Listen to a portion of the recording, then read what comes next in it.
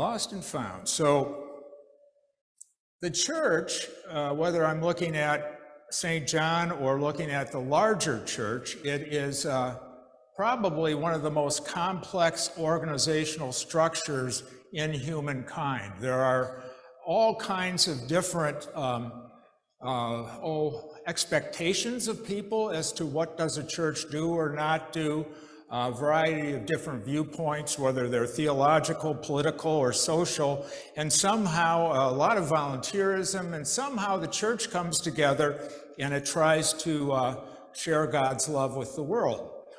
Now, there are a variety of different conflicts within this whole experience called church, and one of the conflicts that I believe this gospel text attempts to address is this. Over the last 50, maybe as much as 60 years, a standard issue within the governance of a church is the question about whether or not the church should act like a business, or what is the difference between a business and a church? With more and more management science in our atmosphere, these types of questions come up. They've been hotly debated for the last 50 to 60 years as to what does that mean? How does one apply possibly some business aspects into an organized spiritual setting, and how maybe it doesn't work as well as one would hope. It's a standard conflict, and I think every board of a modern church has debated this or sorted these things out. Of course, a business, whether it's privately held or public business, its declared goal, its real goal is to make profit. And there's nothing wrong with that. But the business exists to certainly provide a service, but the real goal is to make profit. If that profit is not made, the business may not exist too long. And so with that as a bottom line consideration, the biggest consideration, then decision-making and organizational reference points are designed to address that very issue. How do we get the proper return on investment? What are the benefits and disadvantages to various things that we do? But that focus tends to be directed a little more to the bottom line, and this is the way it works. That's a business. Now, that means different things. Public businesses see it differently, private businesses see it differently, but nevertheless, that is what goes on. So the question becomes, how does that tie back into the church? Now, the classic argument is the most important thing is, well, church should run like a business to balance its books, income and this type of thing, the accounting. Of course, a lot of times businesses don't balance their books either. There's such things as lines of credit and so on. But in any event, this is part of the deal. The church is very different. And Jesus will tell us why. You see, in today's lesson, Jesus is being confronted by the Pharisees and others and the elite, and he is being questioned about why he spends so much time with sinners, ne'er-do-wells, people that are nothing but a problem. And he tells a story. He said, well, which of you, if you owned 100 sheep, and if one of those sheep were lost, which of you would go to search for that sheep until you found it? Which of you would do it? You own 100. You're in the business of maybe shearing wool or selling sheep or whatever. You got 100 of them, and you lose one. Who among you would go find that sheep? The answer, realistically, none. It would be ridiculous. It would be ridiculous if you had 100 sheep and you lost one to risk the rest of that flock. You'd have already counted the cost. I have 100 sheep. I expect to lose maybe 5. It's part of my business plan. It's a cost of doing business. It's rational. It makes sense. I'm not going to go for that sheep. I don't have the time, the energy, or the wherewithal. And that is a reasonable business proposition.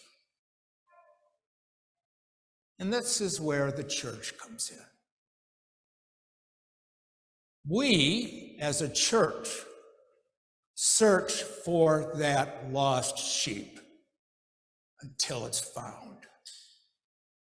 We are the hands and feet of God that tend to each other in our moments of weakness.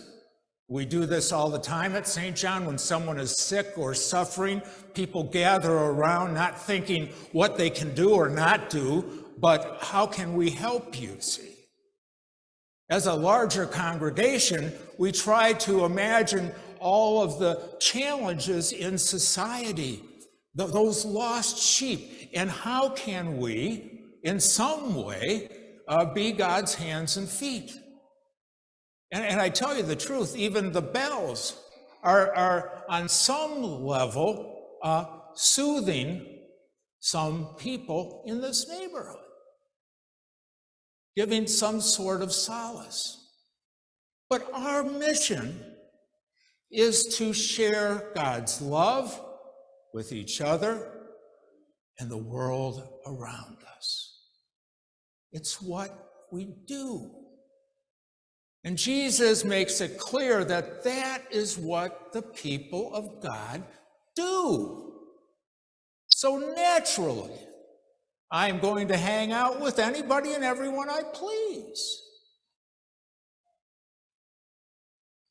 We might ask ourselves the question, and we do a very good job here of caring for one another.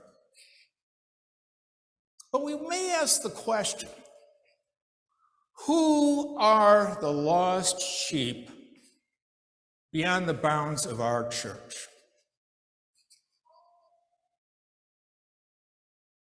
I'm going to contend that a very important mission field is to understand and recognize that there are many people in nursing homes who have been abandoned. I promise you, just half a mile down the road, at least half of the people in that nursing home have been abandoned. They've been living in their bedrooms for much time. There are no visitors. There is no hope. There is the recognition that they will die there and fundamentally die alone. Throughout our nation, all the nursing homes, half of the people have been abandoned. And all those nursing homes are not all that far from a church.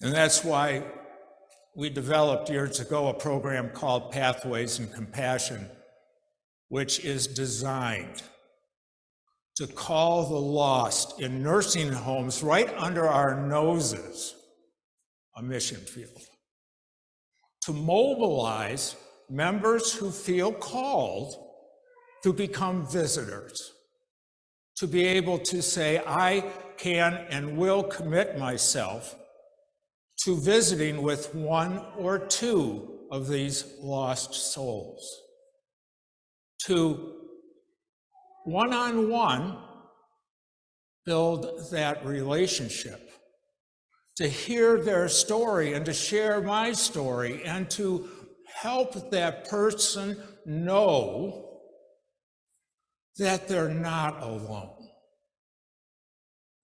and that you will be there for them. And that we allow God's love and compassion to flow through us to be God's hands and feet for the lost right in our own neighborhoods.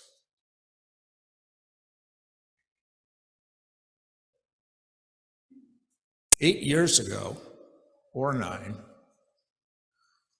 I really didn't realize how big of a problem this was. I had been a consultant flying at 30,000 feet, and all of a sudden I'm now a pastoral guy, and now I'm going into these places. And I had no idea how bad it was. And quite frankly, I'm angry. I remain angry about it, because this has been going on forever. And Christian churches should have addressed these issues a long time ago.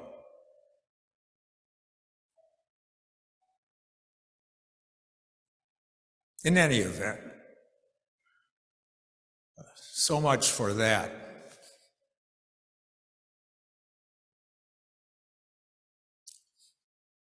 We're not all called to do that work, but some of us are. And those who are, I ask you to think carefully about it, to become involved. Gilda Bingham is the chair of our Pathways and Compassion program. Some of you have already signed up being willing to help. We will be doing a training program sometime in the next 4 to 5 weeks on Pathways. And it'll be our opportunity to learn more about that ministry, how we get organized to become a team that will then go into a specific nursing home and make these visits.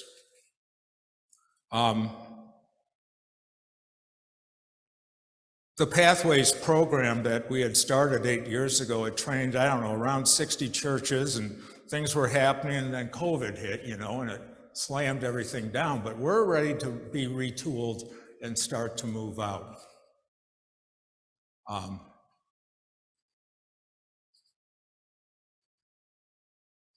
I want you to pray about that, and I want you not to feel bad if you don't feel ready for something like that. That's okay. But pray about it and think about it.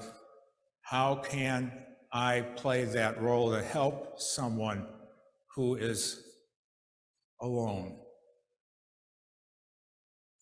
I'm going to be going out on Tuesday for a gathering of people who are Pathways volunteers and getting fired back up to get back in to these nursing homes and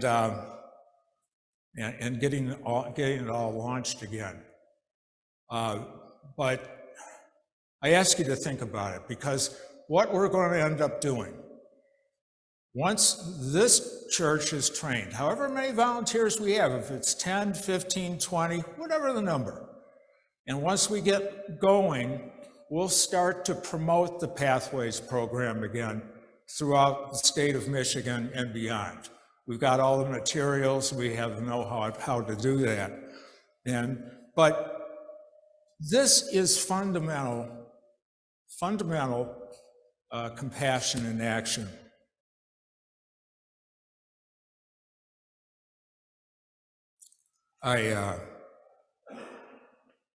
I'm excited about who and what we are.